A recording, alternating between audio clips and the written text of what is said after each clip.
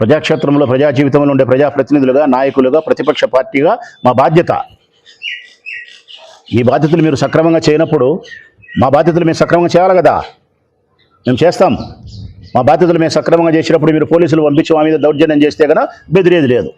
స్పష్టంగా చెప్తానా, బెదిరేది లేదు. ఎంత అన్యాయం అండి. అసలు వీళ్ళు మనుషులైనా తెలుగుదేశం పార్టీకి సంబంధించిన నాయకులు? వీళ్ళు అసలు అన్నవి తింటున్నారా, ఏమన్నా తింటున్నారా? వీళ్ళు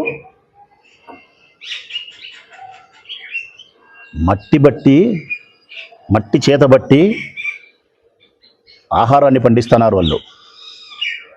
వాళ్ళు మట్టి పిసిగితే మనం బువ్వ పిస్తున్నాం తట్టలో.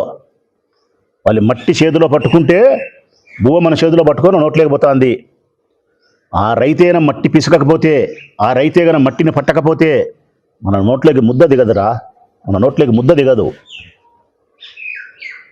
అట్టి మట్టిని నమ్ముకొని, మట్టిని పిసుక్కొని మనందరికి బువ్వ పెట్టే రైతన నోట్లో మట్టి కొడతారా మీరు? పురుగులు పడతాయి మీకు, పురుగులే మీకు పడేది. నేను చెప్తున్నా చూడే, రైతుల విషయంలో అన్యాయంగా ప్రవర్తించే ఏ వెధవకైనా నోట్లో పురుగులు పడతాయి. ఈశ్వరుడు అనేవాడు ఉంటే మీకు పురుగులు పడాలా? ఎంత అన్యాయం మీరు చేస్తూ ఉండేది. అధికారులకు తెలియదా ఈ అన్యాయము?